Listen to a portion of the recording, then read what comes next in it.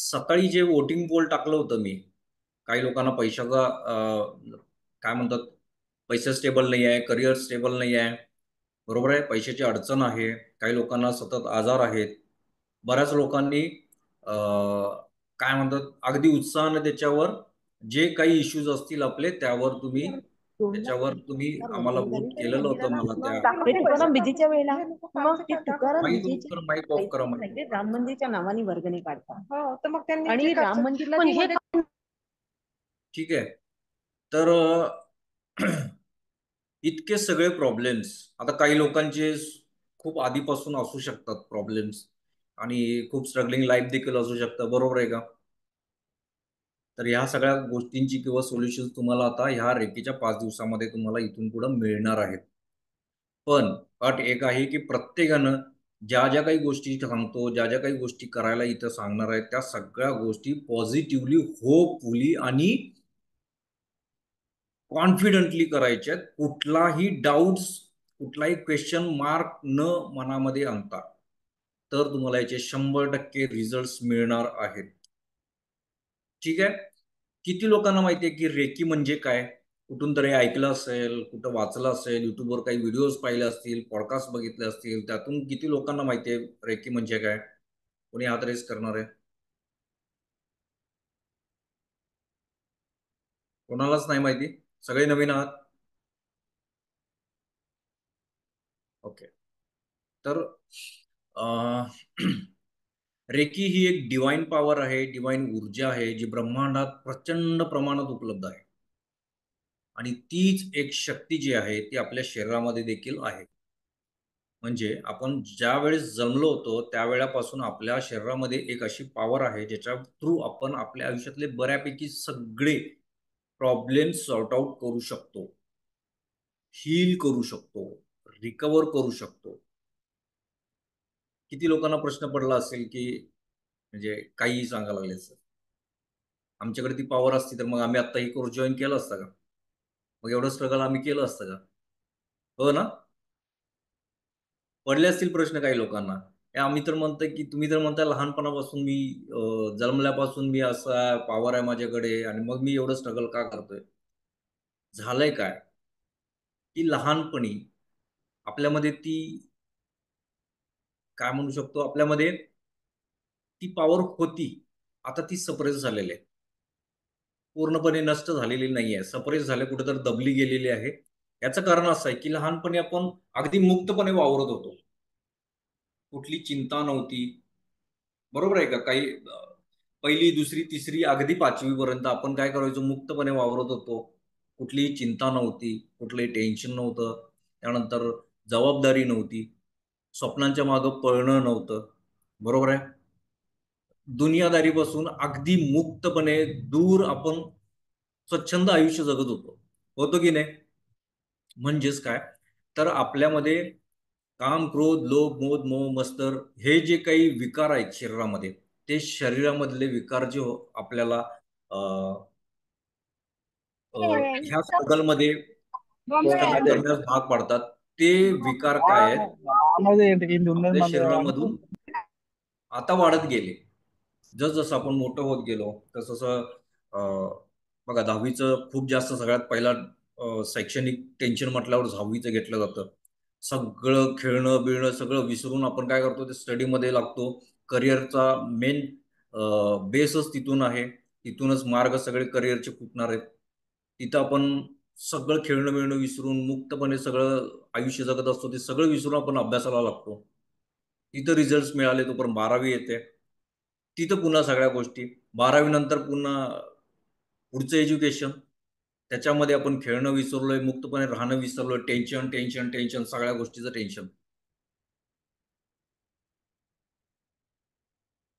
Graduation complete झालं, degree मिळाली, नोकरी चालू झाली. नोकरीत पुन्हा टेन्शन आलं. टार्गेट अचीव्ह करायचे आहेत, करिअर सेट करायचं आहे, परमनंट व्हायचं आहे. बरोबर आहे का? नोकरी परमनंट झाली नाही तोपर्यंत संसारात पडायला लागतं माणूस. संसारात स्टेबल होत नाही तोपर्यंत मुलं बाळ होतात. मुलाबाळाचं स्टेबल होईपर्यंत पुढे त्यांच्या लग्नाच्या गोष्टी. म्हणजे आपण आयुष्यभर नुसतं पळतच राहिलोय. बरोबर आहे का? ते जे आपलं आयुष्य होतं, जिथपर्यंत आपण त्या दुनियादारीशी अवगत नव्हतं तोपर्यंत आपलं आयुष्य स्वच्छंद होतं, तोपर्यंत ही शक्ती मुक्तपणे होती. बघा, आपण ज्यावेळेस खेळायचो, पडायचो, धडपडायचो, कुठेतरी लागायचं, आपल्याला खरचडायचं, पळत लगेच आपण जात होतो का डॉक्टरांच्याकडे? नाही. एक हलकीशी फुंकर आपल्याला वास असायची, जखम स्वच्छ केली, फुंकर मारली. रडणं तर हे साहजिकच असायचं सगळ्यांचं, पण फुंकर मारली, आईनं फुंकर मारली त्याच्यावर, की झालं, आपलं औषध तयार झालं. बरोबर आहे. नंतर लक्षात यायचं की 2 ते 3 दिवस होऊन गेले आणि आपली जखम वाळलेली आहे. कशी वाळली ही जखम? आपल्या आतमध्ये त्यावेळेस ही ऍक्टिव्ह असणारी एनर्जी जी ब्रह्मांडात मुबलक प्रमाणात आहे, ती एनर्जी आपल्या शरीरामध्ये त्यावेळेला काम करायची, खूप जास्त प्रमाणात काम करायची. आज आपण 8 तास झोप घेतोय, कंपल्सरी झोप प्रत्येक व्यक्तीला किंवा जे सजीव जीव आहेत या पृथ्वी तलावर, त्या प्रत्येकांना झोप ही महत्वाची आहे. का झोप महत्वाची असते? तर ह्या सगळ्या शरीरामध्ये जे काही विकार असतील, जे काही छोटे मोठे आजार असतील, ते हील करण्यासाठी आपल्याला काय करायला लागतं? 8 तासाची झोप ही कंपल्सरी घ्यायला हवी असं डॉक्टर सांगतात. म्हणजेच काय, आपण एका बॉडीला आपल्या एका रेस्ट मोडवर घेऊन ठेवतो, त्यावेळेला ही शक्ती काय करत असते? आतमध्ये आपल्या काम करायला चालू करते. कुठे कुठे प्रॉब्लेम्स आहेत, कुठे कुठे आजार डेव्हलप व्हायला लागले, त्या सगळ्या ठिकाणी ही शोधकार्य सुरू होतं आणि मग ते विकार कमी होतात. म्हणजेच काय, आपण ज्या ज्या वेळी आपलं शरीर रेस्ट मोडवर नेतो, त्यावेळेला काय होतं की आपले आजार ही डेव्हलपमेंट कमी व्हायला लागते. किंवा काही जसं आपण एक उदाहरण म्हणू, आपण फ्रॅक्चर झालेलं आहे सपोज एखाद्याचा, डॉक्टरांच्याकडे गेल्यावर ते प्लास्टर करतात त्याच्यावर, आणि प्लास्टर केल्यानंतर काय सांगतात की महिनाभर बेड रेस्ट कंपल्सरी पाहिजे. हात फ्रॅक्चर आहे तर हात हल्ला नाही पाहिजे. खूप साऱ्या काळजी घेऊन आपल्याला घरात काळजी, खूप साऱ्या काय म्हणतात, वॉर्निंग्स देऊन किंवा सूचना देऊन आपल्याला घराकडे पाठवतात. पण रोज आपण डॉक्टरांच्याकडे जातो का? कुठपर्यंत आले बघा म्हणून जातो का? नाही जात आपण. आपण काय करतो की ज्या ज्या वेळेस सांगितले डॉक्टरांनी त्या त्या वेळेला आपण फक्त जात असतो. 1 महिन्यानंतर आपण बेड रेस्ट पूर्ण घेतल्यानंतर लक्षात येते की आपल्या प्लास्टर काढायची आता, म्हणजे प्लास्टरची आता पुढे गरज नाही, प्लास्टर काढून टाकायचं. कारण का? तर ते हाड आता आतमध्ये जे क्रॅक होतं ते जुळलेलं आहे. त्यावेळेस आपण रेस्ट घ्यायला लागलो शरीराची, त्यावेळेला मेजर आजार पण काय होतात?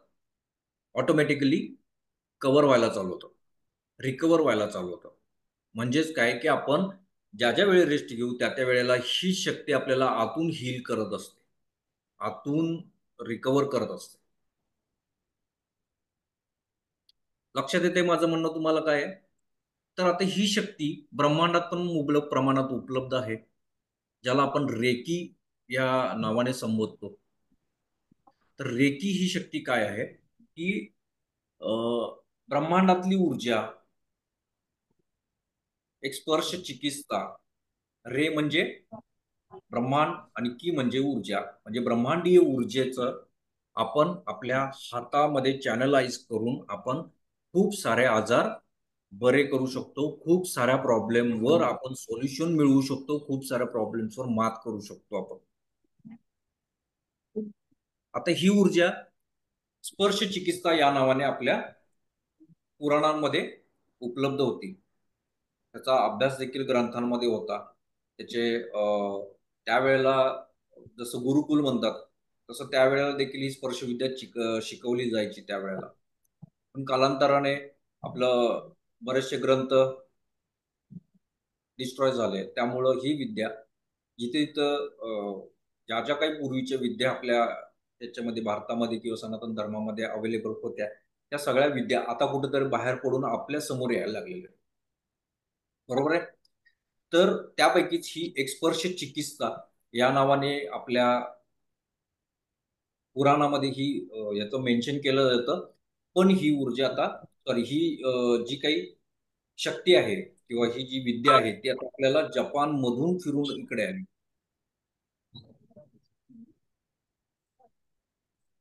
स्पर्श चिकित्सा म्हणजे आपण आपल्या हाताद्वारे काय करत असतो? हे प्रॉब्लेम हील करत असतो. म्हणजे आपले शारीरिक, आर्थिक, सांसारिक, भौतिक, इतर सगळ्या गोष्टींमध्ये आपण ह्याच्यामध्ये अगदी रूट कॉजवर काम करू शकतो आपल्या हाताच्या स्पर्शाने. म्हणजे आपण थोडक्यात सुपर ह्युमन असल्यासारखं इथून पुढं तुम्हाला नक्की हा फील येईल की खरोखर माझ्या हातामध्ये काही अशी पॉवर आहे ज्याच्यामध्ये मी माझं शारीरिक, मानसिक, आर्थिक, भौतिक कुठल्याही गोष्टींवर मी अगदी प्रभावी रिझल्ट्स देऊ शकतो, परिणाम देऊ शकतो. अगदी रूट कॉज पासून म्हणजे मुळापासून त्याच्यामध्ये मी चेंजेस आणू शकतो. मग ही शक्ती कुठल्या गोष्टींवर काम करते? तर शरीरामध्ये जे काही आजार असतील ते हील करण्यासाठी, ते रिकवर करण्यासाठी, त्याच्यानंतर आर्थिक प्रॉब्लेम्स असतील आपले, फायनान्शियली जे काही असेल, आपण कुठे जॉबला आहोत किंवा आपला बिझनेस आहे, तर हा जो काही बिझनेस आहे तर या बिझनेसला देखील आपण हील करू शकतो. पैशाला देखील आपण हील करू शकतो जेणेकरून आपला पैसा देखील खूप प्रमाणात वाढायला लागतो. त्याच्यानंतर नॉन लिव्हिंग थिंग्स आहेत, म्हणजे घरातल्या खूप साऱ्या वस्तू आहेत त्या देखील आपण त्यांना देखील संरक्षण करू शकतो, त्यांना देखील आपण हील करू शकतो. त्याच्यानंतर गॅजेट्स आहेत, इलेक्ट्रॉनिक गॅजेट्स आहेत, आपले मोबाईल्स आहेत, त्याच्यानंतर टीव्ही आहे, खूप सगळ्या गोष्टी आपल्या घरामध्ये आहेत इलेक्ट्रॉनिक्स, त्याच्यावर देखील रेकी प्रभावीपणे काम करू शकते. आणि आध्यात्मिक लेवल, सगळ्यात महत्वाची स्पिरिच्युअलिटी किंवा आपली आध्यात्मिक एकाग्रता याच्यामध्ये खूप जास्त वाढते. असे रेकीचे खूप म्हणजे खूप सारे फायदे तुम्हाला पुढे 5 दिवसामध्ये दिसणार आहेत. आता रेकीची हिस्ट्री काय आहे? रेकी कशी आपल्यापर्यंत पोहोचली? जसं मी म्हटलं होतं की पुराण काळापासून आपल्याला रेकी स्पर्श चिकित्सा नावाने होती, पण आता ती रेकी म्हणजे जॅपनीजच्या 2 शब्दांपासून ही तयार झाली. ह्याचे रिडिस्कवर आपण म्हणू शकतो, म्हणजे ज्यांनी पुन्हा त्याची शोध कार्य चालू केलं तर हे आहे डॉक्टर मकाऊ उसोई. यांनी काय केलं की रेकी ही रिडिस्कवर केली, म्हणजे जी पूर्णतः नष्ट झाली होती आपल्यापासून, विद्या पूर्णपणे आपल्यापासून दूर गेली होती, त्या विद्येला यांनी काय केलं, पुन्हा सर्च मोहीम केली चालू, शोधकार्य केलं आणि त्याच्यावर अभ्यास करून त्यांनी ही पुन्हा नव्याने आपल्या समोर त्यांनी प्रस्तुत केली. हे आहेत डॉक्टर मकाऊ उसोई. डॉक्टर मकाऊ उसोई हे एक जपानचे धार्मिक गुरु होते. त्यांनी अध्यात्मामध्ये सायन्स ऑकल्ट सायन्समध्ये PhD केली होती आणि ते असंच मुलांना बायबल किंवा ग्रंथावर, येशू ख्रिस्तांवर ते खूप जणांना प्रवचनं द्यायचे, लेक्चर्स द्यायचे. तर एका मुलाने सहज प्रश्न विचारला की म्हणजे त्याच्यामध्ये ते सांगायचे की येशू ख्रिस्त आहेत, हे आपल्या हाताने आजार बरे करायचे, लोकांना स्पर्श करायचे आणि ते लोक बरे व्हायचे. तर एका मुलाने प्रश्न विचारला, मग आपण पण असं का नाही करू शकत? आपल्यामध्ये मग ती का ताकद नाहीये? आणि ते मुलगा निघून गेला. तो एक लहान मुलाचा प्रश्न होता, पण त्यांनी तो खूप सिरियसली घेतला की खरोखर ही गोष्ट आपल्यामध्ये असू शकते का? खूप सारे शोधकार्य त्यांनी चालू केले, खूप ग्रंथ वाचायला चालू केले, आजूबाजूच्या देशांमध्ये ते फिरले, कुठेही त्यांना त्या गोष्टीचा सुगावा लागलेला नाही. हे कसं काय होऊ शकतं? म्हणजे असे चमत्कार लोक आपण ॲज अ ह्युमन म्हणून कसं करू शकतो? पण ते कुठेही त्यांना त्या गोष्टीचा सुगावा लागला नाही. कुठेही त्यांना त्याची महत्वाची जशी माहिती हवी होती, समाधानकारक, ती मिळाली नाही. त्यावेळी त्यांच्या गुरूंनी, जे मिस्टर रोबोट म्हणून होते, त्यांचे गुरु, त्यांनी त्यांना सांगितले की तू भारतामध्ये जा आणि तिथं खूप सगळ्या विद्या तिथं पुराण काळापासून चालत आलेल्या आहेत आणि बहुतेक तुला तिथं तुम्हाला याचा 100% काही ना काहीतरी सोर्स मिळेल. तर ते भारतामध्ये आले. वाराणसीला खूप वर्ष त्यांनी संस्कृत भाषेचा देखील अभ्यास केला. खूप साऱ्या ग्रंथांमध्ये त्यांनी अ, वाचन चालू केलं. त्याच्यामध्ये स्पर्श चिकित्सा या नावाने त्यांना ही विद्या सापडली. त्याच्यावर त्यांनी अभ्यास केला भरपूर. त्यानंतर लडाखमध्ये जे लामाज असतात, जे बौद्ध साधक आहेत, त्यांच्यामध्ये त्यांनी देखील राहून तिथं पण देखील खूप सगळ्या गोष्टी, कारण रेकी ही पूर्वी बौद्ध साधकांमध्ये खूप जास्त प्रमाणात वापरली जायची स्वतःला हील करण्यासाठी. कारण त्यावेळेला बघा किती प्रवास करायचे प्रचार करायसाठी, जंगलातून हिंडायचे, म्हणजे खूप सगळे वातावरणातून दिवसभर फिरणं. तर अशा वेळी आजारी पडलं तर वैद्य हे त्यावेळेला राजा लोकांसाठी उपलब्ध असायचे, बरोबर आहे का? ते सहज लोकांना परवडायचे नाहीत. तर त्यावेळेला मग कोण त्यांना हील करणार? तर त्यांना ही शक्ती उपयोगी पडायची स्वतःला हील करण्यासाठी. तर त्यांनी तिथं देखील राहून लोटस सूत्रा म्हणून आहे एक ग्रंथ बौद्धांचा, तर त्याच्यावर त्यांनी अभ्यास केला आणि ते आपल्या जपानला निघून गेले. जपानला गेल्यानंतर त्यांनी ठरवलं की आपल्या आपल्या कुठल्याही ग्रंथामध्ये किंवा कुठलाही मंत्रोच्चार किंवा एखादी गोष्ट जर सिद्ध करायची असेल, सिद्ध म्हणजे प्रूव्ह करायची असं नाही म्हणत मी, तर त्या गोष्टीला ती जर शक्ती द्यायची असेल, एखाद्या मंत्राला म्हणा किंवा एखाद्या कार्याला जर सिद्ध करायचं असेल, तर आपल्यामध्ये काय प्रथा आहे, 21 दिवसाचं अनुष्ठान तर करावंच लागतं. कमीत कमी 21, 42, 63 म्हणजे 21च्या पटीमध्ये अनुष्ठान करावं लागतं. ठीक आहे. तर त्यांनी काय ठरवलं की तिथे गेल्यावर 21 दिवसाचं अनुष्ठान करायचं. आणि तिथंच जवळ एक पर्वत आहे, त्या पर्वतावर त्यांनी ठरवलं की तिथं जाऊन आता आपण एकच मिनिट, लक्ष्मीदास बांदेकर आपला अनम्यूट करा बरं प्लीज. सगळ्यांनी अनम्यूट करा, डिस्टर्ब होतोय. काय म्हणताय? म्यूट करा, सॉरी, इथं ऑडिओ दिसते तुमचं, ऑफ करा. झालं. ठीक आहे, ठीक आहे. तर तिथंच जवळ एक पहाड आहे, त्या पहाडावर त्यांनी जायचं ठरवलं आणि तिथं जाऊन 21 दिवसाची साधना करायची असं ठरवलं. 21 खडे त्यांनी सोबत घेतले आणि त्या पहाडावर ते गेले. 1 दिवस गेला, 2 दिवस गेले, 3 दिवस गेले, अन्न पाण्याविना ही साधना होती. एकच मिनिट. लक्ष्मीदास बांदेकर आपला आवाज म्यूट करा प्लीज.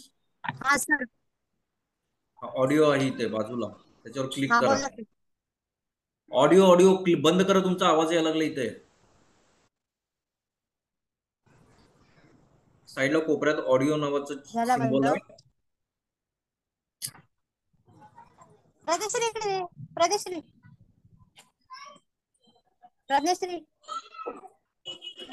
पटकन 2 मिनिट देतो, बंद करा, सगळ्यांना डिस्टर्ब व्हायला लागलं. ओके. तर त्या पहाडावर जाऊन त्यांनी 21 दिवसाची साधना सुरू केली, अन्न पाण्याविना. 1 दिवस गेला, 2 दिवस गेला, 3 दिवस गेले. काही रिझल्ट हातामध्ये नव्हते, म्हणावं तसे परिणाम दिसत नव्हते. अगदी 19वा दिवस देखील उलटून गेला. खिन्न मन झालं होतं, कारण इतकी कडक साधना करून देखील आपल्याला काहीही हाती लागलेलं नाहीये, काहीही शक्ती किंवा काही गोष्टी फील झालेल्या नाहीयेत. म्हणून तरी 21वा दिवस कंप्लीट करून 21वा दिवस कंप्लीट करून निघायचं या हेतूने त्यांनी 21वा दिवस देखील पूर्ण केला. आणि अचानक एक तीव्र प्रकाश त्या कपाळावर कुठेतरी धडकलेला आहे असं लक्षात आलं आणि ते अनकॉन्शियस होऊन काही वेळेसाठी अनकॉन्शियस झाले, बेशुद्ध अवस्थेत होते. जेव्हा शुद्धीवर आले त्यांना लक्षात आले की काहीतरी गोष्ट घडली, पण काहीच कळत नाहीये.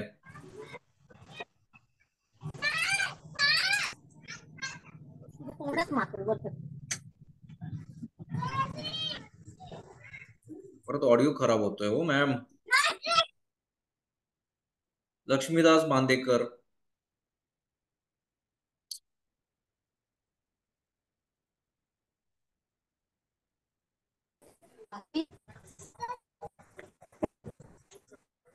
सगळ्यांना मी ऍक्च्युली केलेलं आहे अनम्यूट. ह्या एकटेच कशा राहिलेत का माहिती, होतच नाही आहे त्यांना.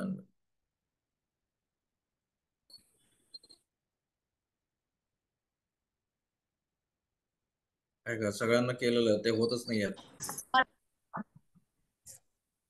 मॅडम तुम्ही मीटिंग लिव्ह करा, अदरवाईज कोण असेल तर तिथे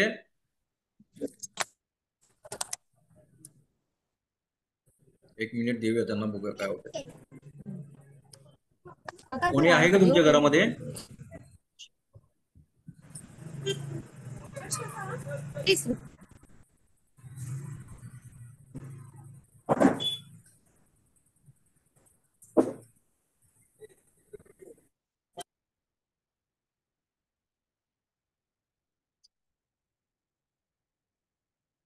ठीक आहे, परत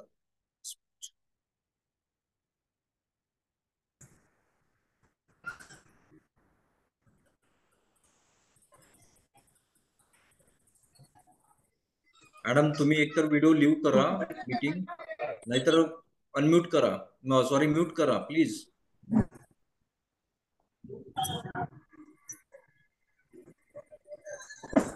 काय करू शकत नाही.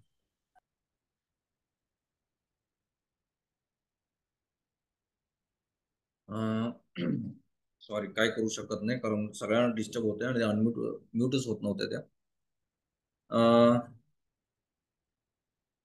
तर ज्यावेळेस ते शुद्धीत आले, निघायला लागले होते चालत, थोडंसं अंगात अशक्तपणा होता आणि उतरताना पायाला ठेच लागली.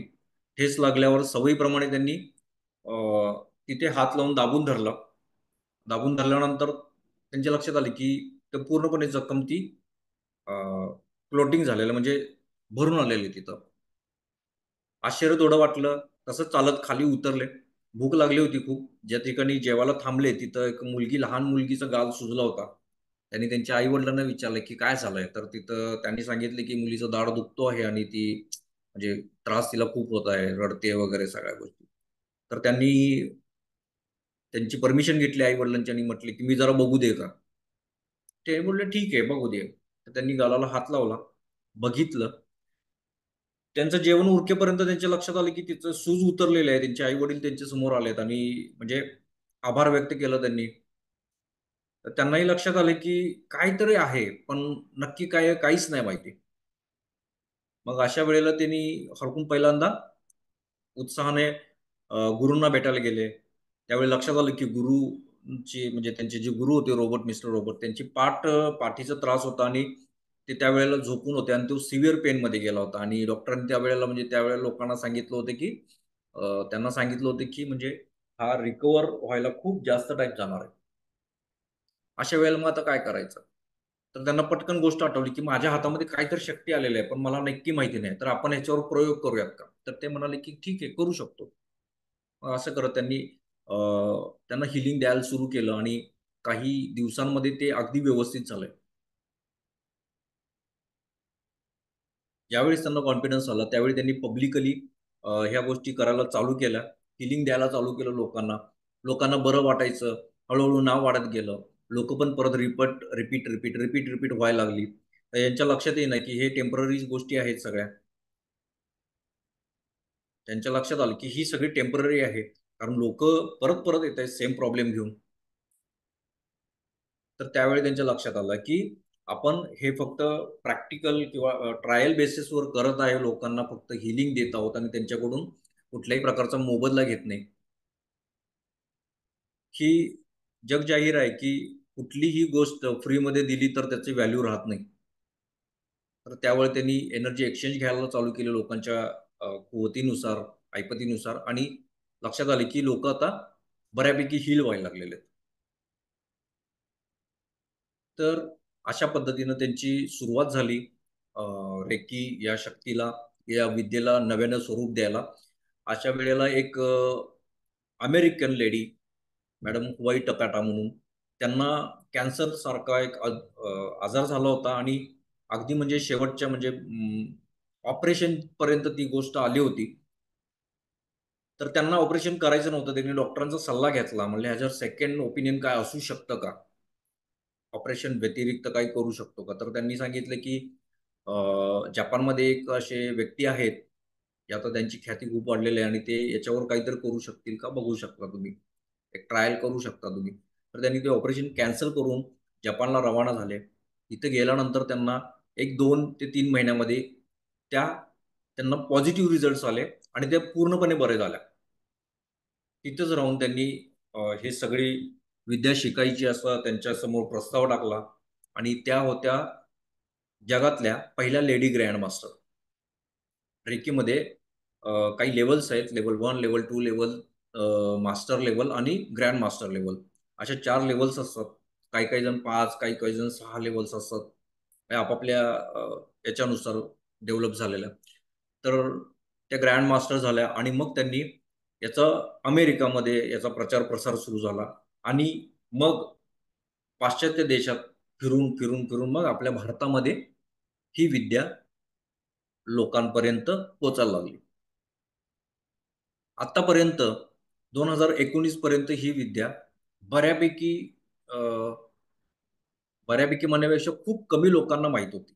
ज्यावेळेस आपले ऑनलाईन बघा 2019 पासून आपण काय झालो, ऑनलाईन झूम मीटिंग्स ह्या सगळ्या गोष्टींवर आपण जास्त कनेक्ट व्हायला लागलो लोकांशी.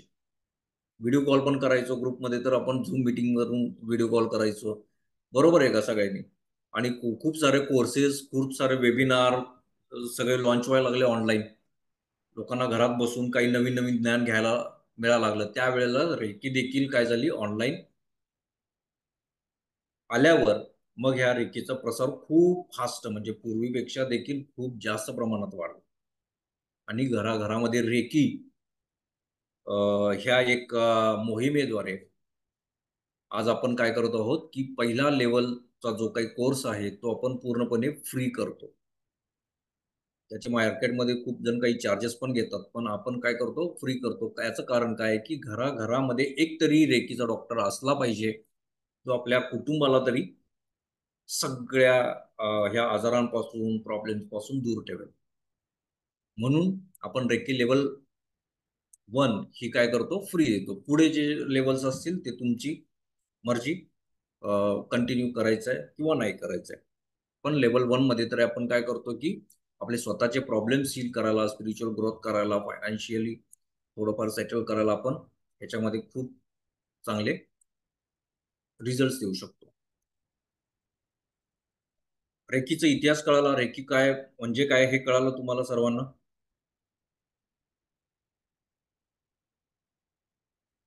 चला माईक ऑफ करा आणि बोलायला चालू करा. माईक ऑन करा आणि बोलायला चालू करा. व्हिडिओज ऑन करा. परत सगळे ऑफ झाले. पहिल्या 1 मिनिटासाठी तेवढे ऑन केले सगळ्यांनी. नाहीतर पुढच्या 20 मिनिटात मी पण पटपट आवरतो आणि संपवतो सेशन 10 मिनिटात. चालेल का? चला व्हिडिओज ऑन करा सगळ्यांनी.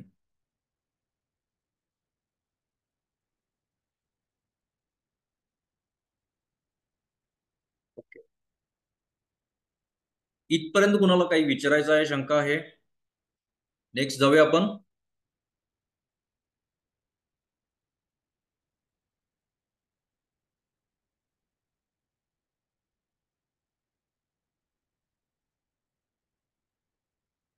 इथं काय दिसतंय? एक क्लीन वॉटर आहे, एक डर्टी वॉटर आहे. बरोबर आहे? खूप सगळे गढूळ पाणी याच्यामध्ये दिसते. रेकीचं देखील असंच आहे. ज्या लोकांना रेकी शिकायची आहे किंवा ज्या लोकांना रेकीवर प्रॅक्टिस करायची आहे, रेकीमध्ये मास्टर व्हायचं आहे, त्या सगळ्या लोकांना सुरुवातीला काय करायला लागतं, आपल्याला याच पाण्याप्रमाणे आपल्याला देखील तयार व्हायला लागतं. म्हणजेच काय, आता इथं पाणी गढूळ आहे. बरोबर आहे? खूप सारे मळ, खूप सगळ्या गोष्टी याच्यामध्ये असू शकतात. त्यामुळे हे पाणी खूप गढूळ आहे. बरोबर आहे का? हे पाणी पिलं तर चालेल का आपल्याला? नाही चालणार आहे. बरोबर आहे का? आता ह्या पाण्याला असं करायचं असेल, तर आपल्याला काय करायला लागेल?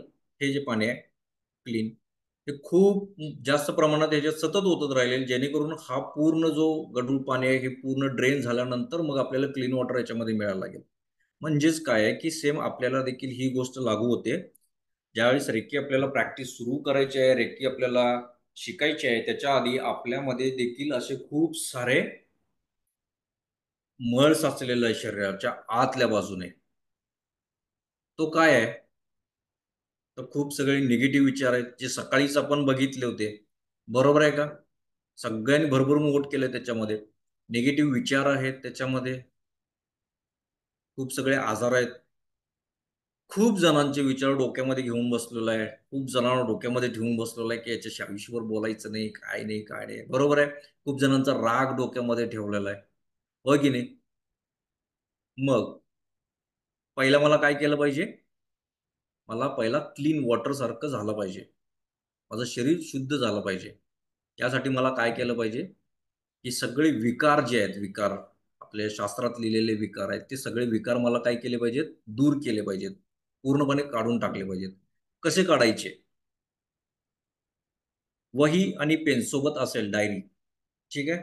तर अशा लोकांची नावं लिहायची आहेत सगळ्यांनी. चला आता व्हिडिओ ऑन करायचे. आता कंपल्सरी व्हिडिओ ऑन करायचा आहे.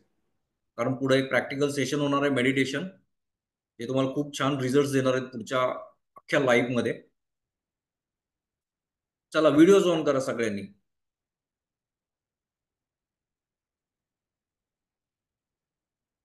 सोबत डायरी आणि पेन घ्यायचा आहे आणि अशा लोकांची नावं लिहायची आहेत की ज्या व्यक्तीचा माझ्याशी आयुष्यात परत कधी बोलायचं नाही, त्या व्यक्तीबरोबर त्याचं तोंड देखील बघायचं नाही, तो माझ्या डोक्यातच गेलेला आहे.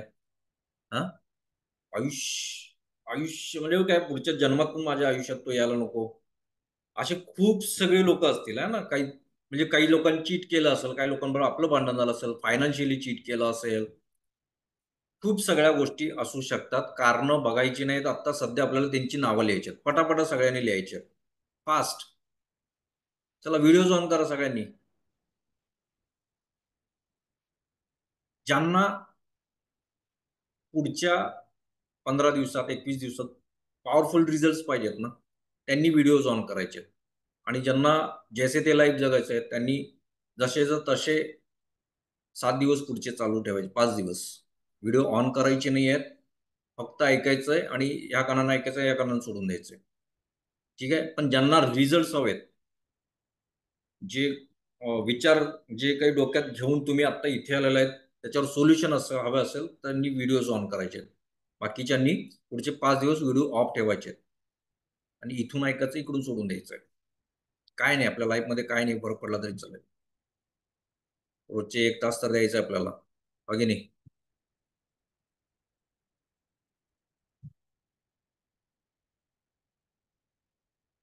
चला पुढचे 5 मिनिटं सगळ्यांनी करायचं आहे. वैष्णवी मॅडम लिहून घ्या, वर्षा मॅडम, विजया मॅडम.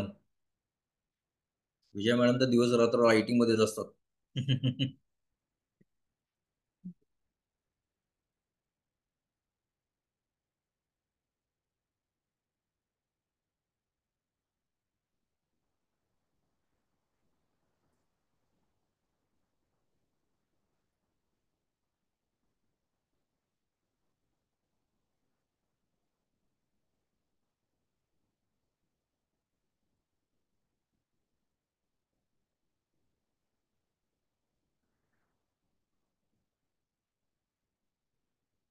यांचं झालं की हँड रेस करायचंय.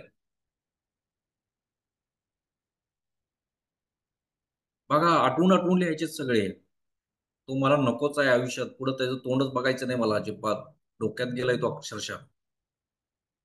समोर असताना मग मी सांगितलं असतं.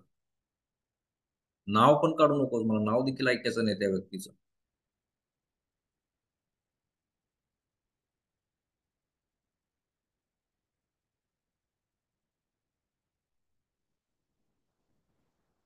झालंय बऱ्यापैकी सगळ्यांचं. चलो, कोण सांगते पहिला? चला प्रत्येकाने सांगायचंय. Vijaya madam, Vaishnavi madam, Somnath sir, Samruddhi madam, Rahul sir, Varsha ma'am, Tukaram sir.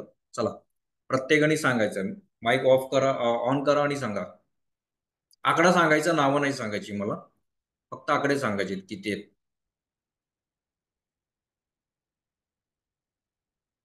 Unmute करा पहिला.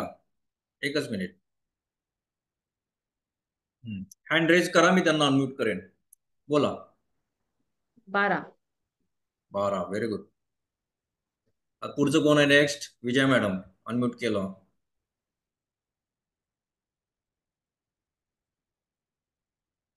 एकच मिनिट. हा बोला. खूप खूप आठवून 2च. ओके, 2च. अरे कमी आहे फार. ओके चला, वैष्णवी मॅडम. 5. 5. नेक्स्ट कोण आहे? वर्षा मॅडम, चला बोला. थांबा 1 मिनिट, अनम्यूट करतो मी. बोला. 3. 3. वर्षा मॅडमचे 3. आता कोण आहेत? एकच मिनिट.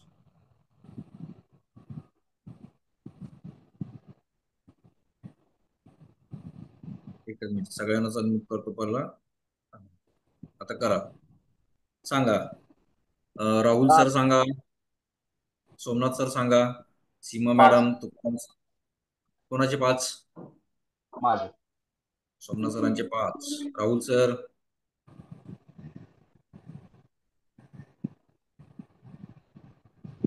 माझे 7 आहेत. 7 आहे. ओके चला. सो जनरली 12 कोणाचे होते बरं?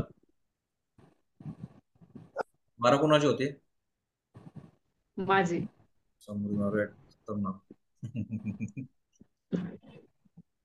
दुश्मनचे माझे पर क्रिकेट टीमच केले तुम्ही, हा.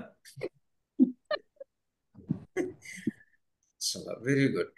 ओके, आता मी जर सांगितलं तुम्हाला की यांना मनापासून माफ करून टाकायचं, काय रिएक्शन्स असतील तुमच्या? चला, समृद्धी मॅडम सांगा, राहुल सर सांगा, सोमनाथ सर सांगा, वर्षा मॅडम सांगा, वैष्णवी मॅडम सांगा, विजया मॅडम. करा तुम्ही. मनापासून माफ तर करू शकत नाही. नाही करू शकत. हॅलो, नाही करू. Very good. ओके, प्रयत्न अजून पण करू शकत नाही. प्रयत्न पण नाही करू शकत. ओके चला, अजून तर कोण? मनापासून काढलंय तरी मग ते कोणत्या ना कोणत्या कारणास्तव येतातच ना डोळ्यासमोर. ओके, परत परत तेच जात. आणि मला राग नाहीये, फक्त मला त्या व्यक्ती समोर नकोशा वाटतात, फक्त राग मग ते नाहीये मला रागच. असं. त्यालाच राग म्हणतात. Okay, Rahul sir, Vijaya madam. माझे 7 आहेत. 7. मनीष 7 देशमुख. आहे. ओके, मी आता म्हटलं की त्यांना विसरून जायचंय, डोक्यातून क्षमा करून टाकायचे त्यांना पूर्णपणे. सांगा हो मनीष हो सर. हो हो मला चर्चमध्ये हेच शिकवतात, माफच करायला शिकवतात. Very good. येशू ख्रिस्ताकडे जातो येस, तिथं चला. माफ करायला शिकवतात. मी जर म्हटलं की आता इथे असणारा प्रत्येक व्यक्ती आज जे काही आपल्या लाईफमध्ये सफर करत आहे, जे काही इश्यूज असतील, स्ट्रगल्स असतील, फायनान्शियल स्ट्रगल्स असतील, है ना, फिजिकल इलनेस असतील काही, हे सगळे जर तुम्ही ह्या कारणामुळे फेस करत असाल असं म्हटलं आणि मग तुम्हाला जर सांगितलं परत की माफ करा या लोकांना, तर सायन्स काय सांगतं माहिती आहे का तुम्हाला? एखाद्या गोष्टीचं इरिटेशन, म्हणजे जसं आपण शूज घालतो, बरोबर आहे, त्यामध्ये एक छोटासा खडा जरी असेल तर तो आपल्याला चालताना किती इरिटेट करतो, करतो की नाही? तर शरीरामध्ये आपण इतके सगळा राग द्वेष इतक्या लोकांना आपण आत डांबून ठेवले, तर ते आपल्याला इरिटेट करतात. पुढे जाऊन ह्या एनर्जीज निगेटिव्ह व्हायला लागतात, निगेटिव्ह थॉट्स वाढतात, आपले एनर्जीज इम्बॅलन्स व्हायला लागतात, अँगर इश्यूज वाढतो. त्यामुळे छोटे छोटे आजार हळूहळू हळू मोठे मोठे व्हायला लागतात. आपली एनर्जी बिघडायला लागते आणि मग आपल्या आयुष्यामध्ये फायनान्शियल इश्यूज येतात, फिजिकल इश्यूज येतात, फिजिकल इलनेस वाढतात, बरोबर आहे. आणि प्रत्येक गोष्टीत जिथं आपण सफर करतोय त्या सगळ्या गोष्टींमध्ये आपल्याला ह्या सगळ्या गोष्टी कारणीभूत होतात. बघा, त्या व्यक्तीचं आयुष्य व्यवस्थित चालू आहे, त्याचं नाव काढलं की बिघडते कुणाचं? माझं. मूड माझा स्विंग होतोय, एनर्जी माझ्या इम्बॅलन्स होत आहेत, बरोबर आहे का? राग माझा कंट्रोल होत नाहीये. म्हणजेच काय करतोय आपण की न कळत आपले जे निगेटिव्ह एनर्जीज आहेत त्याला आपण काय करतोय, आमंत्रण द्यायला लागलोय, आणि हेच एनर्जीज पुढे जाऊन इरिटेट करतात, आपल्या बॉडीमध्ये छोटे छोटे छोटे इरिटेशन्स निर्माण करतात आणि पुढे ते कॅन्सर, ब्लड प्रेशर किंवा हार्ट इश्यूज क्रिएट करायला लागतात, शुगर इश्यूज, डायबिटीस वगैरे, जे रिकवर होण्यासारखे चान्सेस फार कमी असतात असे क्रॉनिक क्रॉनिक नाही म्हणू शकत त्याला, पण अगदी रिकवर होण्यासारखे आजार देखील ह्याच्यामधून क्रिएट होण्याचे चान्सेस खूप जास्त असतात. आपण काय म्हणत असतो बाबा माणूस अगदी व्यवस्थितच आहे, थोड्या वेळापूर्वी बोललोय आणि आता कानावर ऐकू तो निघून गेला. कशामुळे गेला? असं सहज का अटॅक आला, पटकन लगेच ब्लॉक तयार झाला आणि तो गेला का? नाही. हेच इश्यूज असतात बॉडीमध्ये, आपल्या आतमध्ये कुठं ना कुठेतरी एनर्जी ब्लॉक करतात आणि मग ती एनर्जी तिथंच हळूहळू आपलं घर बनवायला लागते, मोठं व्हायला लागते, मोठमोठे आजार तयार करायला लागते. आणि आपण काय म्हणतो, मी तर रोज एक्सरसाइज करतोय, मी तर हेल्दी फूड खातोय, डाएट फूड खातोय, रोज वॉक करतोय दिवस सकाळी मॉर्निंगला उठल्या एक्सरसाइज करतोय, 2 किलोमीटर 4 किलोमीटर वॉकला जातोय. ह्या सगळ्या फिजिकल बाहेरच्या गोष्टी झाल्या ना. शरीराच्या आतमध्ये जे काही सबकॉन्शियस माइंडमध्ये किंवा आपल्या आत्म्यामध्ये जे काही साचलेलं आहे, आज माझ्या बॉडीवर फॅट साचले म्हणून मी चालतोय, एक्सरसाइज करतो, ते फॅट कमी करतोय, पण माझ्या आत्म्यावर हे जे काही सगळ्या गोष्टी साचलेल्या आहेत त्याला बाहेर काढायला काय पर्याय आहे? पूर्वी आपल्या साधू संतांनी काय सांगितलं? फॉरगिव्हनेस म्हणजे माफ करा. माफ करायला सांगितलेलं आपल्या कशासाठी केलेलं? तर ह्याच सगळ्या गोष्टींसाठी. पुढेच हे जाऊन आजार आपल्या हे जे काही राग आहेत एखाद्या व्यक्तीबद्दल, मत्सर आहे, द्वेष आहे, ह्याच गोष्टी एनर्जीच्या स्वरूपात शरीरामध्ये कुठेतरी अडकून राहतात आणि ते पुढे जाऊन मोठमोठे आजार करायला लागतात. मग आता मला सांगा, त्या व्यक्तीला माफ केलं पाहिजे का? पर्यायच नाही, केलंच पाहिजे. चांगलं आयुष्य जगायचं ना आपल्याला, माफ केलंच पाहिजे. आता हे कसं केलं पाहिजे? त्याला फोन करून सांगायचंय का आपल्याला? नाही सांगायचंय. त्याला भेटून सांगायचंय का? नाही सांगायचंय. आपल्याला काय करायचंय? 5 मिनिटं रोजची द्यायची आहेत आपल्याला. चलो, सगळ्यांनी आता काय करायचंय? मेडिटेशन मध्ये जायचंय. मांडी घालून बसायचंय. कुणाला पाठीचा त्रास असेल भिंतीला टेकून बसा. कोणी ऑफिसमध्ये असतील तर फक्त आता करू शकत असाल 5 मिनिटं तर प्रयत्न करा. पण ज्यांना आता सध्या जमत नाहीये त्या व्यक्तींनी प्रत्येकाने उद्या सकाळी ज्यावेळेस ही व्हिडिओची लिंक शेअर होईल त्यावेळेला उद्या बघून हे कंटिन्यू इथून पुढं आपल्या आयुष्यात ठेवायचं आहे. खूप सगळे मोठे मोठे आजार असतील, मोठे मोठे प्रॉब्लेम्स हे फक्त या गोष्टीमुळे सॉर्ट आउट होतात. ठीक आहे, चला बसले सगळ्यांनी, मांडी घालून बसायचंय. अगदी शरीराला ताण द्यायचं नाही, पाठीला ताण द्यायचं नाही, मनका दुखेल, पाठ दुखेल असं बसायचं नाहीये. शरीर खांद्यापासून ढिलं पाहिजे, हनुवटी थोडीशी वर उचललेली असली पाहिजे. हनुवटी थोडी वर असली काय होतं? इमोशन्सवर कंट्रोल येतो आणि आपल्याला डीप स्टेटमध्ये जायला मदत होते. तर ब्रीदिंग करायचं आता. तर ब्रीदिंग कसं करायचं आहे? डीप ब्रीथ करायचं आहे. आपल्या नाभीपर्यंत श्वास गेला पाहिजे. आपण कुठं घेतो? अगदी छोटासा श्वास घेतो छातीपर्यंत. आपल्याला पूर्ण पोटाच्या आतपर्यंत नाभीपर्यंत श्वास घ्यायचा आहे, सोडायचा आहे. जबरदस्ती नाही, अगदी हलके अलगद करायचंय. चला, डीप ब्रीदिंग. श्वास आत घ्या, सोडायचंय, आत घ्यायचंय, सोडायचंय. श्वास आत घेतला की माझं पोट बाहेर आलं पाहिजे. श्वास सोडला की पोट आत गेलं पाहिजे. सहज श्वास घ्यायचा आहे. आता प्रत्येक श्वासासोबत ज्यावेळी तुम्ही श्वास आत घेताय तेव्हा इमॅजिन करायचंय की पॉझिटिव्हिटी माझ्या शरीरामध्ये यायला लागलेली आहे, चैतन्य माझ्या शरीरामध्ये यायला लागलेलं आहे. आणि प्रत्येक बाहेर जाणाऱ्या श्वासासोबत निगेटिव्हिटी काळ्या धुराच्या स्वरूपात बाहेर पडायला लागलेले आहे.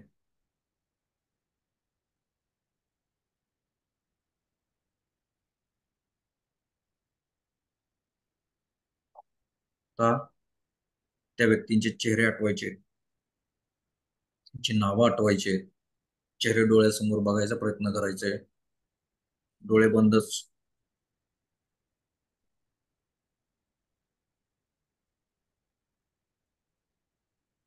तो प्रसंग आठवायचा आहे की ज्याच्यामुळे आज त्या व्यक्तीमध्ये आणि माझ्यामध्ये वितुष्ट निर्माण झालं, भांडण निर्माण झालंय.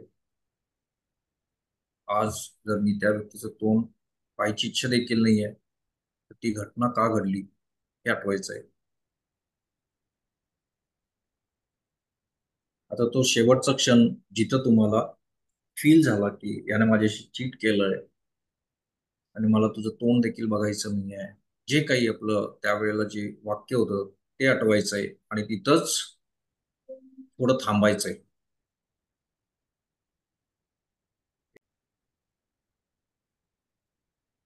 तो प्रसंग आठवायचा आहे आणि ते शेवटचं वाक्य आता बदलून टाकायचंय. त्या व्यक्तीला सांगायचंय की मी तुला मनापासून माफ केलं. अगदी मला कितीही त्रास दिलास, कितीही चीट केलंस माझ्याशी, मला फसवलंस, तो माझा पार्टनरशिप मध्ये असेल व्यवहार, तो माझा जोडीदार असेल किंवा अजून कोणी मित्र असेल, त्याने विश्वासघात केलाय, ते आठवायचंय. त्याला मनापासून माफ केलं असं सांगायचंय. ब्रह्मांडाला देखील प्रार्थना करायची आहे की हे ब्रह्मांड, मी या व्यक्तीला मनापासून माफ केलं आहे, तू देखील या व्यक्तीला क्षमादान दे.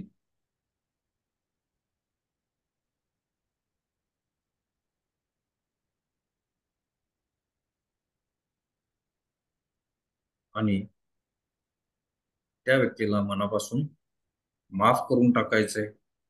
एक हलकीशी स्माइल द्यायची आहे. बघा त्याच्या चेहऱ्यावर चे भाव कसे बदललेत. मी हसत तिथून पाठ वळवून निघून जायचंय. दीर्घ श्वास घ्यायचाय.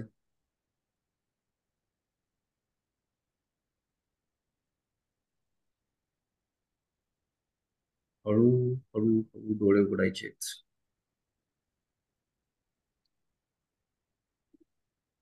हळू हळू हळू डोळे उघडायचे.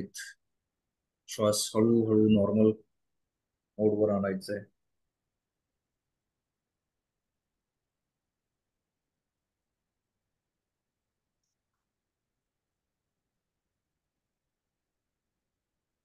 चला, प्रत्येकाने सांगायचंय काय एक्सपिरियन्स केलं सगळ्यांनी. एक मिनिट, मी आज फोन म्यूट करतो सगळ्यांना.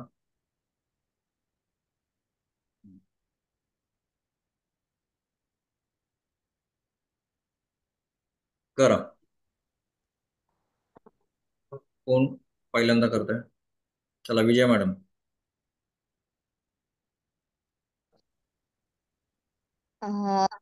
खूप हलकं वाटतंय आणि मी 2 नावं म्हणाले, पण मला नंतर त्या ह्याच्यात आणखी 2-3 व्यक्ती अशा दिसल्या आणि मला वाटलं की मी त्यांना पण माफ करायला पाहिजे. Very good, very good.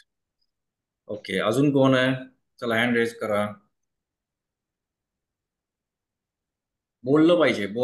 जितकं जास्त व्यक्त व्हाल ना, तितकं जास्त तुम्हाला तुमच्या पर्सनॅलिटीमध्ये देखील फरक पडेल, कॉन्फिडन्समध्ये देखील वाढ होईल तुमची. त्यामुळे प्रत्येकानं, मला जे एक्सपिरियन्स झालाय ते झालंय, मला नाही झालं तर नाही झालं, झालंय तर झालंय. शेअर करायला शिका, बोलायला शिकायचं धाडसाने. ओके, संपूर्ण मॅडम. हा, बोला. हा, थोडस माझ्याकडनं व्यवस्थित नाही झालं, मुलं डिस्टर्ब करत होते. काय हरकत नाही, काय हरकत नाही. तुमच्याकडे लिस्ट मोठी आहे, बरोबर आहे. तर प्रत्येक व्यक्तीचा चेहरा आठवायचा आहे आणि प्रत्येकाला क्षमादान द्यायचं आहे. ठीक आहे. एका वेळी खूप सारे चेहरे आपण, म्हणजे आपल्या माइंडचं एक हे आहे की व्हिज्युअलाइज नाही करू शकत. एका वेळी आपण फक्त एकाच गोष्टीवर फोकस करू शकतो. जसं आपण उघड्या डोळ्यांनी बघू शकतो मॉब अख्खा, तसं आपण आपले सबकॉन्शियस माइंड थ्रू आपण नाही बघू शकत. बघा, स्वप्नांमध्ये देखील असंच होतं. आपण एकाच कुठल्या तरी व्यक्तीवर किंवा एकाच गोष्टीवर फोकस असतो. ठीक आहे. तर आपल्याला मेडिटेशन मध्ये पण काय करायचंय, प्रत्येक एक व्यक्तीचा चेहरा आठवायचा आहे, त्याला ते प्रसंग आठवायचा आहे, त्याला क्षमादान करून टाकायचंय. प्रत्येक दुसरा व्यक्ती तो प्रसंग आठवायचा आहे, क्षमादान करून टाकायचंय. ठीक आहे. प्रत्येकाने रोज सकाळी उठल्यावर आपलं जे काही मेडिटेशन, जे काही तुमचं रुटीन असेल डेली चालू व्हायच्या आधी आपल्याला 10 मिनिट हे कंपल्सरी करायचं आहे. इथून पुढचं रुटीन तुमचं हे फिक्स झालं. बरोबर आहे. मी एक एक्सपिरियन्स ऐकला होता ह्या क्षमादानबद्दल. तर एक मुलगी होती, म्हणजे जे लहानपणापासूनचा तिचा प्रवास, की तिची आई तिला खूप मारायची. इतकी मारायची की म्हणजे तिला कुठं लागलं काय लागलं काही बघायचे नाही. तर एकदा तिनं असंच मारल्यावर तिचे पाठीला इजा झाली होती. म्हणजे आपला पाठीचा जो मणका आहे त्याला इंजुरी झाली आणि तिला म्हणजे बसता येत नव्हतं, इथपर्यंत तिला त्रास होत होता आणि तो एक्स्ट्रीम लेवलचा होता. त्यामुळे ती काय केली, तिनं बाजूला व्हायचं, कारण तिचे मिस्टर देखील म्हणजे त्या मुलीचे वडील देखील तिच्या अशा मारकुट्या स्वभावामुळे ते दुसरीकडे राहायचे. ती त्यांच्याकडे राहायला गेली. भावाला देखील सोबत घेऊन गेलो होता. तर एकदा परत बसल्यानंतर बसायला गेल्यावर एका खुर्चीवर बसायला जाताना त्याच्या बारक्या भावानं खुर्ची खेचली पाठीमागे आणि त्या जमिनीवर आपटल्या. त्यावेळेला तर पूर्ण टेलबोन हा 1.5-2 इंचाने सरकला होता. म्हणजे तिथून पुढे ते अंथरुणाला खिळून गेल्या. त्यांच्यासमोर असाच एक व्हिडिओ आला होता क्षमादान बद्दलचा आणि म्हणजे तो मला आता शेअर करावासा वाटला म्हणून मी करतोय तुमच्यासोबत, की तो क्षमादान बद्दल त्यांनी ऐकलं आणि त्यांनी ते रोज मेडिटेट करायला चालू केलं, क्षमा करायला चालू केली तिच्या आईबद्दल, की मला तिच्याबद्दल काहीही राग नाही आहे आणि तिला मी मनापासून माफ केलेलं आहे, क्षमा केलेली आहे. असं ते रोज करायचे आणि पुढच्या काही महिन्यामध्ये त्यांचे तो जो सिव्हिअर मेजर जो काही प्रॉब्लेम होता तो हळूहळू कमी कमी कमी होत गेला. थोडी वर्ष जातात या गोष्टीला. खूप मेजर इश्यूज जर असतील बॉडीमध्ये किंवा खूप मेजर आजार जर असेल, तो देखील याच्यातून पूर्णपणे बरा होऊ शकतो. खूप पॉझिटिव्ह रिझल्ट्स ह्याच्यामध्ये मिळतात. फायनान्शियली असू दे, खूप आपल्याला माहित नसतं कुठली एनर्जी कुठल्या गोष्टीवर आपल्याला इफेक्ट करणार आहे. काही लोकांचे फायनान्शियली इश्यूज असू शकतात, जे कारण म्हणतात ना पैसा येत नाही आहे, पैसा टिकत नाही आहे. मे बी त्या गोष्टी देखील ह्या एनर्जीज आपल्या ब्लॉक करू शकत असतील. काही लोकांना सतत आजार आहेत काही ना काहीतरी, त्यामध्ये देखील तुम्हाला यामध्ये रिलीफ मिळेल. त्याच्यानंतर कॉन्फिडन्स वाढेल. सगळ्यात महत्त्वाचं इम्प्रूव्हमेंट होईल म्हणजे आपल्या नेचरमध्ये फरक पडेल.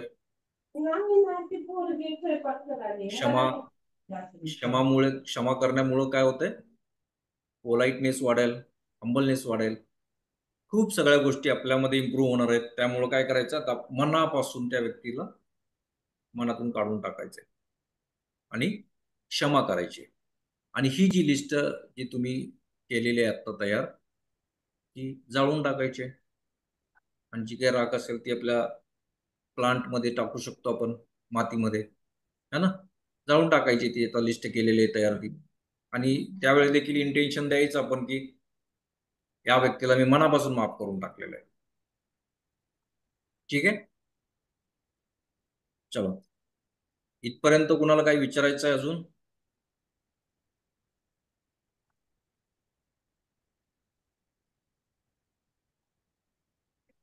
मेडिटेशन करताना म्हणजे काय झालंच नाही मला, म्हणजे असं काय वाटलं नाही मला. काय काय म्हणजे असं काय म्हणजे काही काय झालं नाही सारखं असं झालं. डोळे बंद करून होतो ना, असं म्हणजे जसं पहिलं असतं नॉर्मली तसंच वाटलं. ठीक आहे ना, म्हणजे ते काही फील व्हायला पाहिजे असं काही नाही आहे. बरोबर आहे. त्याची काही एक हा स्पेसिफिक अशी एनर्जी नाही आहे की जी मला फील झाली पाहिजे, हा व्हायब्रेशन झालं पाहिजे. बरोबर आहे. हा आपल्याला ते फक्त हा करत राहायचं आहे. रिझल्ट्स आपल्याला एक्सपेक्ट करायचे नाही आहेत, फक्त करत राहायचं आहे. अजून कुणाला काही शंका आहे का आजच्या सेशन बद्दल? कारण 8 वाजलेले आहेत. पुढचा सेशन आहे तो थोडासा लेंदी आहे, त्यामुळे आता आपण इथे थांबू. उद्या आपण अजून एक प्रेयर बघणार आहोत जी आपली लाईफ चेंजिंग असणार आहे. ॲज आपण आत्ताची बघितली जशी त्याप्रमाणेच एक लाईफ चेंजिंग प्रे असणार आहे. ती देखील खूप सगळ्या रूट कॉजवर काम करते. हॅलो. हा, बोला मॅडम. हा सर, मला असा प्रश्न विचारायचा आहे. आपण माफ करतो, क्षमादान पण करतो, पण ती व्यक्ती पुन्हा आपल्या समोर येऊन पुन्हा आपल्याबद्दल वाईट प्रवृत्तीचा विचार तिसऱ्या व्यक्तीबद्दल करते, पण त्या तिसऱ्या व्यक्तीचं मत आपल्याबद्दल देखील वाईट होतं आणि मग ती व्यक्ती आपलं तोंड बघायचं बंद करते किंवा आपल्याला शिव्या घालते. यासाठी काय उपाय आहे? काही नाही आहे, म्हणजे इग्नोर आता माझा करायचं. भाव आहे, त्याने चिटिंग केलं माझ्यासोबत, पण माझी बदनामी तो दुसऱ्या भावाला करतो. मग त्या मोठ्या भावाचं आणि माझं म्हणजे जे नातं होतं त्याच्यात डिफरन्स आलाय. मग आता मी त्याला क्षमा करेन. असं कित्येक वेळा झालंय माझ्या वतीने. मी त्याचं नाव घेत नाही, त्याला क्षमा केलंय, पण माझी बदनामी तो वेगवेगळ्या ठिकाणी वेगवेगळ्या प्रकारे करतो. त्यासाठी काय करायचं? तुम्ही जेन्युन आहात, हा आहे कॉन्फिडन्स तुमचा, तुम्ही जेन्युन आहात, ठीक आहे. हा ही प्रॅक्टिस जसजशी तुम्ही करत राहाल तसं या सगळ्या गोष्टीतून लोकांचे जे काही गैरसमज झाले असतील ते गैरसमज दूर होतील. रिलेशनशिप मध्ये देखील खूप सगळे आता तेच चाललेत ना आपल्याला, की खूप सगळ्या गोष्टी आपल्याला नेमकं माहित नाही कुठल्या गोष्टीमुळे, म्हणजे ह्या सगळ्या गोष्टींमुळे आपण कुठल्या फील्डमध्ये आता सध्या आपण सफर करतोय, बरोबर आहे. रिलेशन बॉन्डिंग मध्ये पण काही प्रॉब्लेम्स होत असतील ते देखील रिकव्हर करेल तुम्हाला फक्त करत राहायचंय. आपल्या गीतेमध्ये काय सांगितलेलं आहे, कर्म की फल की अपेक्षा मत कर, कर्म करते हो बस. कर्मनिवार क्या रस्ते महाफलेषु कदाचन. कर्म करायचंय, फळाची अपेक्षा करायची नाही. जितकं जास्त तुम्ही हे डोक्यात इंटेन्शन न ठेवता करत राहाल ना, तुम्हाला हळूहळू लक्षात येईल की प्रत्येक एरियाज मध्ये आपल्या काही ना काहीतरी चांगलं हॅपनिंग घडायला लागलेलं आहे, पॉझिटिव्ह घडायला लागलेलं आहे. लक्षात येते. त्यामुळं ओके, थँक्यू. रिझल्टची अपेक्षा करायची नाही आहे, कंटिन्यू करत राहा आणि तुम्हीच मला सांगा नंतर किती इम्प्रूव्हमेंट झालंय सगळ्या गोष्टींमध्ये, हो की नाही. आणि पुढे रेकीची आहेच, जी प्रत्येक गोष्टीमध्ये आपल्याला मदत करणार आहे. म्हणजे आपल्या भावना त्यांच्यापर्यंत पोहोचतात आपण प्रेर. हो, मनापासून केलेली कुठलीही गोष्ट त्याच व्यक्तीपर्यंत पोहोचते, कधी ना कधी पोहोचणार. त्याचा डोअर भले आता ओपन असू दे, बंद असू दे, पण आज ना उद्या कधी तर तिथपर्यंत पोहोचणार. आपण सगळ्या गोष्टी जर आपण जेन्युइन आहात ना, तर आपल्याला ती आज ना उद्या त्या व्यक्तीला रिअलाइज होणार 100%. त्यामुळे आपण ओके, थँक्यू सर. फक्त आपलं कर्म करत राहायचंय, ठीक आहे. उद्या बाय. सगळ्यांनी परत जॉईन करायचंय. अजून कोणी वाटतंय आपल्यातल्या जवळच्या लोकांना ऍड करावंसं, ही लोकांना माहिती व्हावी अशी, तर त्या लोकांना देखील ऍड करा, लिंक शेअर करा, त्यांना देखील सांगा जॉईन करायला क्लासेस, है ना. आपल्यामुळे 4 लोकांचं जर चांगलं होत असेल तर वेल अँड गुड, अजून जास्त ब्लेसिंग मिळतील आपल्याला देखील, हो की नाही. ठीक आहे, तर आजचा सेशन थँक्यू आपण सर. इथे संपवत आहोत आणि जी काही लिस्ट काढलेली आहे ती जाळून टाकायची आहे, ड्रेन करून टाकायचे ते सगळं, त्याचे जे काही राहील राख वगैरे ते आपण ह्याच्यामध्ये टाकून द्या, काही हरकत नाही. त्याने काय होईल तर सबकॉन्शियस माइंड आपलं खूप स्ट्रॉंगली रिॲक्ट करेल ह्या सगळ्या गोष्टींवर. ऍक्शन काहीतरी झाली पाहिजे त्याच्यावर, हो की नाही. ठीक आहे, तर आता आपण इथे थांबूयात, उद्या सेम टाइम भेटूयात. Shri Gurudev Datta. Thank you sir. Welcome. Thank you sir. Welcome. तुमचं जे काही ओपिनियन असेल, थँक्यू सर. Thank you sir. कोणीही म्हणजे तुमच्यापैकी कोणी आहे का 1 मिनिटासाठी किंवा अर्ध्या मिनिटासाठी जे काही असेल ओपिनियन, तुम्हाला क्लास कसा वाटला ते तुम्ही बोलू शकता आता. छान वाटलं सर. एका शब्दात नाही सांगितलं. बरं, कोण सांगेल? आम्हाला पूर्ण माहिती, पुन्हा रेकीबद्दल जे काही ज्यांनी शोध लावला ते माहिती नव्हतं. रेकी फक्त ऐकून होतो, पण ज्यांनी जो शोध लावला आणि कुठल्या कशातून शोध काढला याबद्दल माहिती दिल्याबद्दल खूप सारे धन्यवाद सर. थँक्यू. त्याला कोण सांगेल? विजया मॅडम सांगा तुम्ही. विजया मॅडम बोलण्यात खूप एक्सपर्ट आहेत.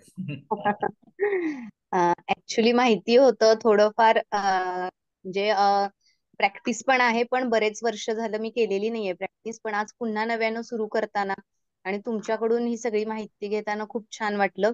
आणि तुम्ही उदाहरणासहित जे आपल्यातल्या उदाहरणासोबत जे देताय त्याच्यामुळे ते जास्त आपलं वाटतंय आणि हे आपल्यासाठी असं जाणीव होतीये.